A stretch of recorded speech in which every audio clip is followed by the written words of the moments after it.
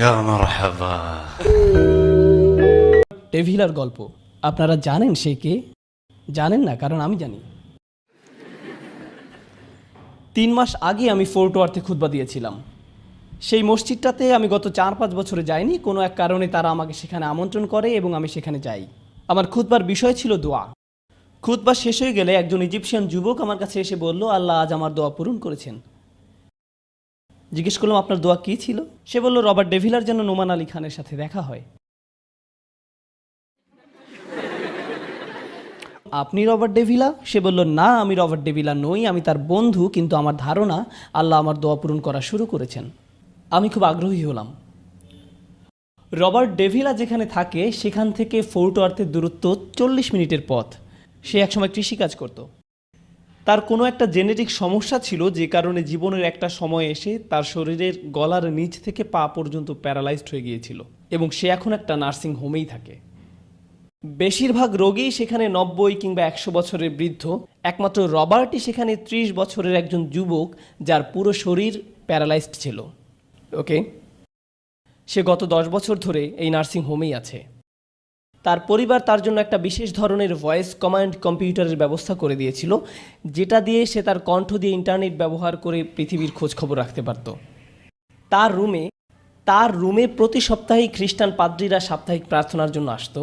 আর তার সবচেয়ে কাছের বন্ধু ছিল তার পাশের খাটেই। সেও প্যারালাইজড ছিল এবং তার একটা লিভারের প্রয়োজন ছিল। তারা দুই বন্ধু সবসময় স্রষ্টা, জীবন ইত্যাদি নানা রকম বিষয় নিয়ে কথা বলতো। তারা খুবই ভালো বন্ধু ছিল। একদিন রবার্টের বন্ধু খবর পেল যে তার জন্য একজন লিভার ডোনার পাওয়া গেছে। সে খুবই খুশি হয়ে উঠল। সে রবার্টকে বলল, রবার্ট, আমি একজন ডোনার পেয়েছি, আমাকে যেতে হবে। আমি তোমাকে খুবই মিস করব, কিন্তু আমাকে যেতে হবে। রবার্টের বন্ধু চলে যায়। সে আসলেই চলে যায়। অপারেশন টেবিলে লিভার ট্রান্সপ্লান্টের সময় সে মারা যায়। রবার্টের এই বন্ধুটিও খ্রিস্টান ছিল। তার গলায় একটা ক্রুশ ঝুলত সবসময়। তার বোন সেই ক্রুশটা স্মৃতিচিহ্ন হিসাবে রবার্টকে দিয়ে যায়। ক্রুশটা রবার্টের বিছানার পাশেই ঝুলত।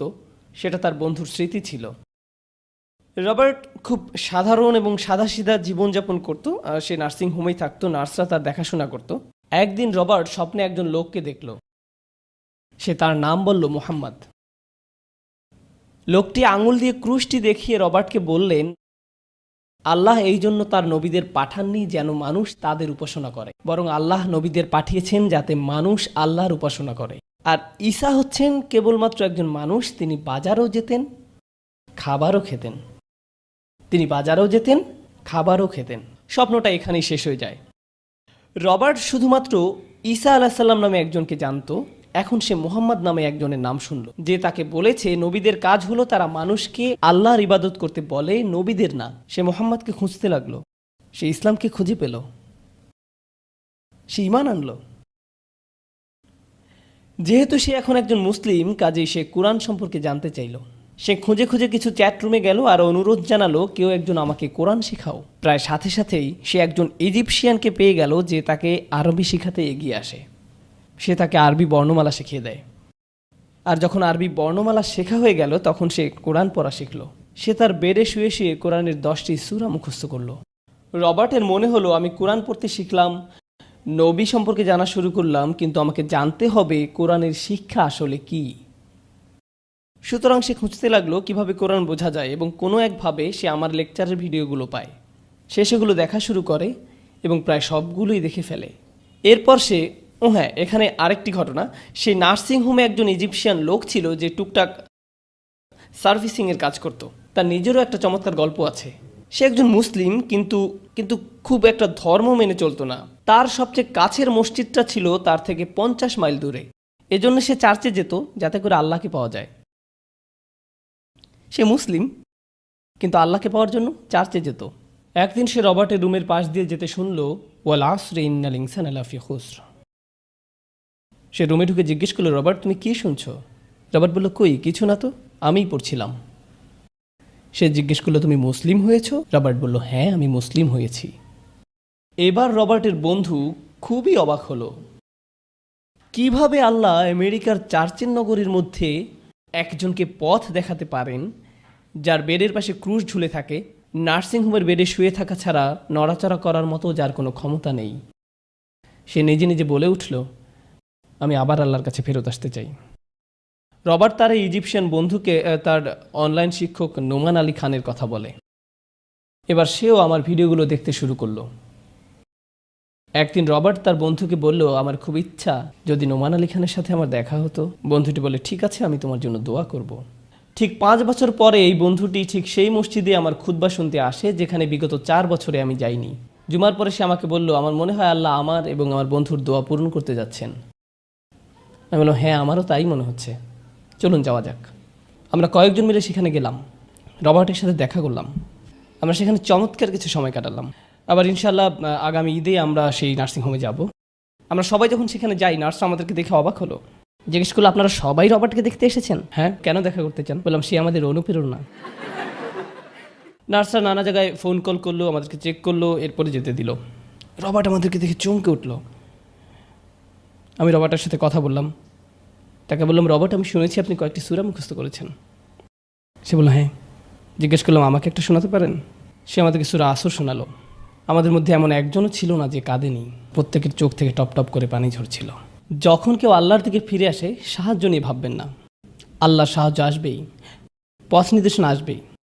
আমি রবার্টকে নিয়ে আরও কিছু বলতে চাই, কারণ এখানে তরুণরা আছে। তরুণরা সুস্বাস্থ্যের অধিকারী, তরুণরা উদ্যমী, তরুণরা স্বপ্ন দেখে। আমি রবার্টের প্যারালাইসিস সম্পর্কে বলেছি, তার পুরো শরীর। তার একটা বিশেষ হুইল চেয়ার ছিল যেটি তার শরীরের প্রত্যেকটা অংশকে প্রত্যেক জায়গায় আটকে রাখত। এটি তার ঘাড় থেকে পুরো শরীরকে আটকে রাখত, কারণ শরীরের উপরে তার কোনো নিয়ন্ত্রণ ছিল না। এবং তার একটা ভ্যান ছিল বিশেষ, যেটি তার এই হুইল চেয়ারকে আটকে রাখত, যাতে করে তার শরীরে কোনো ঝাঁকুনি না লাগে, কারণ সে ঝাঁকুনি সহ্য করতে পারতো না। একদিন সে অনুরোধ করলো সে জুমার নামাজে যেতে চায়। সেদিন তার বিশেষ ভ্যানটি ছিল না, তাকে একটা সাধারণ ভ্যানে পাঠানো হলো। এবং সে সাধারণ ভ্যানে চড়ে গেল এবং তার যথারীতি আঘাতও লাগলো। সে জুমার নামাজে গেল এবং ফিরে এলো প্রচণ্ড ব্যথা নিয়ে।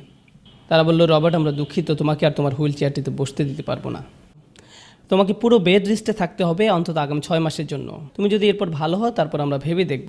আমরা যখন তার সাথে দেখা করতে যাই তখন ইতিমধ্যে 3 মাস হয়ে গেছে যে সে পুরোপুরি বিছানায়। তার পিঠের ব্যথার কারণ ছিল সে জুমার নামাজে গিয়েছিল। তারপরেও সে আমাকে বলে, আমি আমার জীবনেও এত শান্তির কোনো জায়গায় যাইনি মসজিদের চেয়ে। নোমান ভাই, আপনি জানেন আমি এরপর কী করব?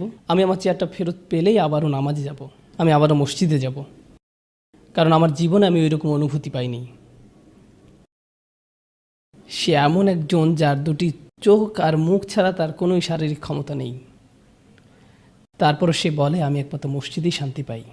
আমরাও এখানে বসে আছি। আমি আসলে চিন্তা করি না কে কোন আদর্শের, কে কোন চিন্তাধারার, কে বা কারা বললো মসজিদে অনেক ফিতনা ফাসাদ হয়। সব কিছুর পরেও এটা আল্লাহর ঘর। সেখানে শুধুমাত্র আল্লাহর সাথে কথা বলার জন্য যান, মানুষের সাথে কথা বলার জন্য না। শুধুমাত্র আল্লাহর সাথে কথা বলার জন্য, আল্লাহর সাথে কথা বলার জন্য যান। শুধু আপনি আর আল্লাহ, আপনি আর আল্লাহ, ব্যাস, এতটুকুই। অন্য অন্য জিনিসগুলো আস্তে আস্তে আসবে। আপনি নিজেই টের পাবেন আপনি অন্য মানুষে পরিণত হচ্ছেন। আল্লাহ যদি রবার্ট ডেভিলাকে পথ দেখাতে পারেন, তাহলে তিনি যে কাউকে পথ দেখাতে পারেন। আপনারা জানেন সে আমাকে কী বলেছে, আমার মাঝে মাঝে মনে হয় কেন আল্লাহ আমাকে এমন করলেন। তারপর আমি নিজেই নিজের উপর হাসি। মনে হয় আল্লাহ আমাকে অনেক অনেক কিছু দিয়েছেন, আমি তার প্রতি কৃতজ্ঞ। যদি এটাই হয় আল্লাহর প্ল্যান আমাকে ইসলামে আনার জন্য, তবে এটাই যথেষ্ট, এটাই ঠিক আছে। আপনারা অনেক মুসলিম দেখবেন যারা অল্প একটু অসুখী হলেই বলে, কেন আল্লাহ আমার সাথে এমনটা করলেন। এবং মাঝে মাঝে এই লোকটাই বলে বসে যে আল্লাহ বলতে আসলে কেউ নেই। আমি আপনাদের বলতে চাই, যদি একজন লোকেরও এমন ধরনের কথা বলার অধিকার থাকতো, সেটি হলো রবার্ট ডেভিলা। সেই বলতে পারতো, আমি আল্লাহ বিশ্বাস করি না, যদি আল্লাহ থাকতেন তাহলে আমার এই অবস্থা কেন। এরপরও আমি তার চেহারায় যে নূর দেখেছি সেটি কারো চেহারায় দেখিনি, কখনো না। আমি তার মতো সুখী মানুষ কখনোই দেখিনি। সে একজন পরিপূর্ণ সুখী মানুষ এবং সে প্রচণ্ড সুখী, সত্যি সে সুখী। শেষ 7-8টি খুতবা যে আমি দিয়েছি, তার প্রত্যেকটি ছিল রবার্টের সাথে আমার কথোপকথনের এক একটি লাইন। তার প্রত্যেকটি অসাধারণ। সে আমার শিক্ষক, আমি তাকে আমার শিক্ষক মনে করি। কেউ যদি আমাকে জিজ্ঞেস করে আপনার শায়েখ কি, আমি বলি রবার্ট ডেভিলা। সবাই অবাক হয়, বলে সত্যি, এটা কি করে সম্ভব? আমি বলি হ্যাঁ, এটাই সম্ভব, এটাই সত্যি। পথ নির্দেশনা আমাদের চারপাশেই আছে। আপনাকে চিন্তা করতে হবে না যে কি কি জিনিস নেই, বরং প্রচুর উদাহরণ আমাদের পাশে আছে। আপনারা জানেন আল্লাহ আসহাবে কাহাবকে কীভাবে রেখেছেন? ঘুমের মধ্যেও তিনি তাদেরকে নিয়ন্ত্রণ করছেন, তাদেরকে এপাশ ওপাশ করছেন। যখন সূর্য ওঠে তাদেরকে একদিকে ঘুরিয়ে দেওয়া হয়, আবার যখন সূর্য ওপাশে চলে যায় তখন তাদেরকে উল্টো দিকে ঘুরিয়ে দেওয়া হয়। আল্লাহ ঘুমের মধ্যে আপনাকে সাহায্য করবেন যদি আপনি চাইতে পারেন। তিনি ঘুমের মধ্যেও আপনাকে সাহায্য করবেন। প্রত্যেকটা মুহূর্ত আপনি আল্লাহর নিয়ন্ত্রণে। ভাবতে পারেন আল্লাহর সাহায্য নিয়ে আমাদের সন্দেহান হবার কিছু নেই। কিভাবে সাহায্য আসবে সেটা আল্লাহর কাজ। আপনার কাজ হচ্ছে তার সাথে কথা বলা, আপনার কাজ হচ্ছে তার সাথে যোগাযোগ করা। এই কথাটাই আমি আজকে আপনাদেরকে বলতে চেয়েছি। আল্লাহ সাহায্য পাওয়ার এটাই রাস্তা, এটাই। আপনি আল্লাহর সাথে কথা বলতে পারলে আপনার জন্য আল্লাহ দরজা খুলে দিবেন। আপনাকে বন্ধু দিবেন, আপনাকে শিক্ষক দিবেন, আপনাকে সাহায্য করবেন, সব দিবেন, যেন আপনি আল্লাহর দিকে আরও অনেক অনেক বেশি করে এগিয়ে যেতে পারেন, যেন আপনার জীবনটা আরও সুন্দর হয়।